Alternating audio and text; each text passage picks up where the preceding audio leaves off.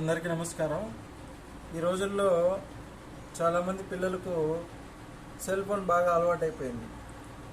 సెలవులు వచ్చినాయంటే చాలు వీధులన్నీ కూడా ఒకప్పుడు అల్లరి చేస్తూ ఆటలాడుకుంటూ చాలా ఆహ్లాదంగా పిల్లలు గడిపేవారు.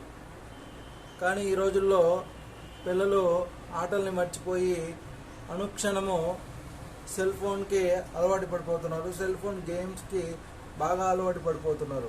చిన్న వయసులోనే కళ్ళద్దాలు పెట్టుకొని కంటి చూపు, అలాగే మతి మరుపు, ఊరికే చిరాకు పట్టము, ఏం చెప్పినా వినకుండా ఫోన్ కొంచెం సేపు దూరం పెట్టమ్మా, ఒక 5 నిమిషాలు ఫోన్ తీయంటేనే వాళ్ళు చిరాకుగా ఫీల్ అయ్యి చాలా అగ్రెసివ్గా బిహేవ్ చేస్తున్నారు.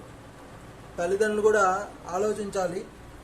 చిన్న పిల్లలు వాళ్ళకి ఫోన్ ఇవ్వకుండా ప్రతిరోజు ఉదయం కాసేపు, సాయంత్రం కాసేపు మీ పిల్లలతోటి కొంచెంసేపు టైం గడపటం వలన వాళ్ళతోటి ఫ్రీగా మాట్లాడండి. వాళ్ళకి చిన్నప్పటి కథలు చెప్పండి. చిన్నప్పుడు మీరు ఏ ఆటలు ఆడుకుంది, మీ బాల్యం ఎలా ఉండేది, ఓ తండ్రిగా నీ బాల్యం ఎలా ఉండేది, ఓ తల్లిగా నీ బాల్యం అనేది నీ చిన్నతనంలో ఎలా ఉండేది, నువ్వు ఆడిన ఆటలు కానీ, నువ్వు చేసిన మంచి పనులు కానీ, ఇలాంటివన్నీ కూడా చిన్నపిల్లలకి చెప్తూ ఉంటే వాళ్ళు చిన్నప్పటి నుంచి కూడా ఇవన్నీ మంచి మాటలన్నీ వింటూ పెరుగుతారు. కాబట్టి రేపు వాళ్ళ బుద్ధి కూడా బాగా ఎదిగి ఈ పురాణాలు, ఇతిహాసాలు వీటి పట్ల వాళ్ళకి మంచి అవగాహన పెరుగుతుంది.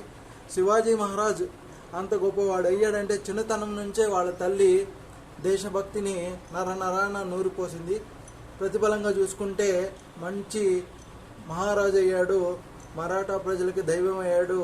హిందూ ధర్మాన్ని నిలబెట్టడంలో శివాజీ గారి పాత్ర ఏంటో మనం ఈరోజు కూడా వినొచ్చు. అలాగే మీ పిల్లలకు కూడా ఫోన్ దూరం పెట్టి వీలైనంత వరకు కూడా మీ పిల్లలతో మీరు కాసేపైనా గడుపుతారని, చిన్నప్పటి ఆటలు ఆడిస్తారని, మీ పిల్లల్ని మానసిక శారీరక ఎదుగుదలకు మీరు కారణమవుతారని తల్లిదండ్రులు మొదటి గురువులని నేను ప్రగాఢంగా నమ్ముతాను.